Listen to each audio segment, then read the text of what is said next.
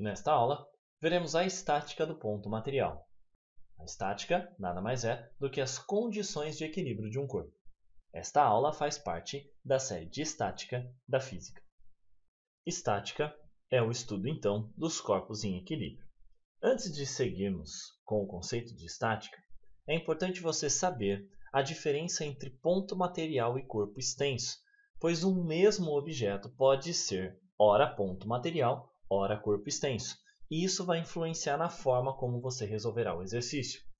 Um ponto material é quando o objeto tem dimensões desprezíveis em relação às dimensões envolvidas. Já o corpo extenso é quando o objeto tem dimensões não desprezíveis em relação às dimensões envolvidas. Por exemplo, um carro ele pode ser tanto um ponto material quanto um corpo extenso. Imagine um carro atravessando o Brasil. Se eu estou estudando o movimento que ele faz nessa estrada, atravessando o Brasil, do norte ao sul. O carro, nesse caso, é um ponto material, pois a sua dimensão é desprezível em relação às dimensões envolvidas, no caso, a estrada.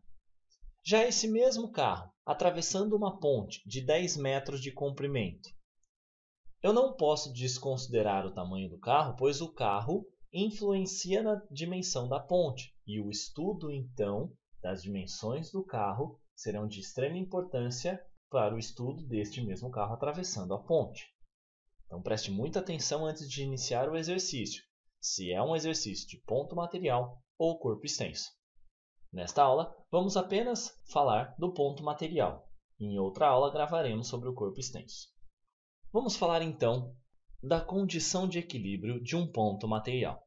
A condição da estática para que um corpo esteja em equilíbrio é que a soma de todas as forças, ou forças resultantes agindo no corpo, seja igual a zero.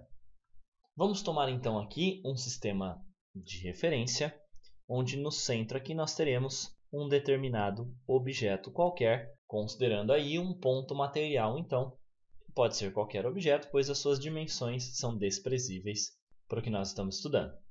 Vamos considerar aqui três forças. Uma força 1, que forma um certo ângulo θ, com esse meu eixo x. Uma força 2, que forma um certo ângulo α, aqui com o eixo x também. E até uma força 3 aqui para baixo. Para que o corpo esteja em equilíbrio, então, eu preciso que a soma vetorial dessas três forças seja igual a zero. Nós podemos pensar, então, em resolver isso de forma vetorial, e aí você tem de recorrer aos estudos de vetor para que fique fácil essa parte da aula. Nós podemos pensar, então, aqui, que no eixo x eu vou ter f1 vezes cosseno de θ menos f2 vezes cosseno de α igual a zero. Aqui no caso, o cosseno positivo de f1, tomando esse sistema como positivo, e no caso negativo, o cosseno aqui de α, pois está no lado contrário. f3 não tem projeção no eixo x. Nós precisamos fazer a mesma coisa para o eixo y, pois a soma vetorial precisa ser igual a zero. No eixo y, então, teremos que f1 seno de θ mais f2 seno de α menos f3 precisa ser igual a zero.